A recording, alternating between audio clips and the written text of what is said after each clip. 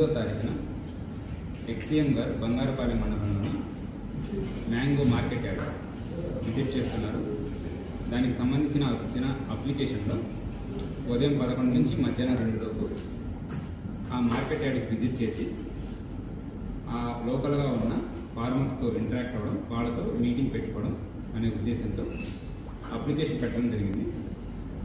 అప్లికేషన్ని మాజీ ఎమ్మెల్యే సునీల్ కుమార్ గారు సబ్మిట్ చేయడం జరిగింది.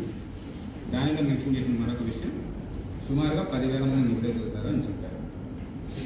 సో ఇచ్చిన అప్లికేషన్ యొక్క పర్పస్ మ్యాంగో ఫార్మర్స్తో ఇంటరాక్ట్ అవ్వడం, వాళ్ళతోనే మాట్లాడడానికి, వాళ్ళ కష్ట నష్టాలు తెలుసుకోవడానికి, అలానే ప్రభుత్వం ఏదైనా సరే చేస్తుందా, ఏం చేయట్లేదు అనే ఉద్దేశంతో వాళ్ళని మాట్లాడి వాళ్ళ దగ్గర నుంచి ఫీడ్బ్యాక్ తీసుకోవడానికి వస్తున్నారు.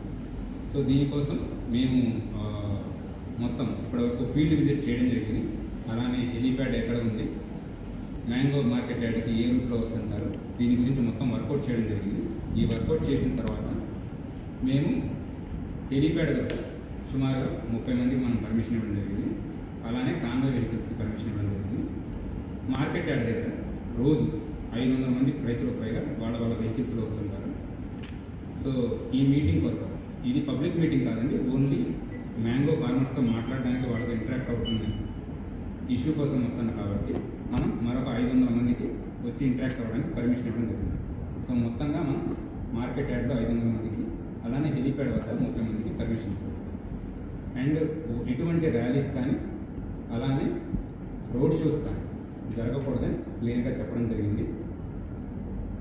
ఇది వరకు జరిగిన ఇన్సిడెంట్స్ చూసుకున్నట్లయితే 3 చోట్ల.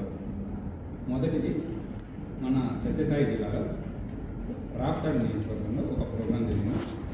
అక్కడ పోలీసులు ఎక్స్క్లూజివ్గా చెప్పి స్ట్రాంగ్ బ్యారికేడ్ పెట్టించుకోమని, అలానే చాలా తక్కువ మంది రావాలి అని చెప్పేసి ఇన్స్ట్రక్షన్స్ పాస్ చేసినా కూడా ఎక్కువ సంఖ్యలో రావడం, అలానే హెలీప్యాడ్ లోపలికి ఎక్కువ మంది వచ్చేసేసి ఈవెన్ చాపర్ కూడా డ్యామేజ్ అవ్వడం జరిగింది. సో ఇది మొత్తం ప్లానే, అంటే విఐపి యొక్క సెక్యూరిటీని కూడా ప్రాబ్లం క్రియేట్ చేస్తుంది. అలానే ఇండివిజువల్ సెక్యూరిటీ, సో ఎవరైతే సివిలియన్స్ ఉన్నారో వాళ్ళకు కూడా సెక్యూరిటీ ప్రాబ్లం వస్తుంది. ఇది మొదటి ఇష్యూ. సో రెండవ ఇన్సిడెన్స్ పొదిలి ప్రకాశం జిల్లాలో కూడా జరిగింది. అక్కడ టొబాకో రైతుల్ని మాట్లాడడానికి, వాళ్ళతో ఇంటరాక్ట్ అవ్వడానికి వెళ్ళేటప్పుడు అక్కడ కూడా సుమారుగా లోపలికి టొబాకో బోర్డులోకి 25 మందిని పర్మిషన్ ఇస్తే మోర్ దాన్ 1000 మెంబర్స్ లోపలికి వెళ్ళారు. టొబాకో బేల్స్ ఏవైతే ఉన్నాయో అవి డ్యామేజ్ అవ్వడం, లోపల తోపులాటలు జరగడం, so stampede kind of situation జరిగి కొంతమంది పోలీస్కి మరియు సివిలియన్స్కి కూడా గాయాలు.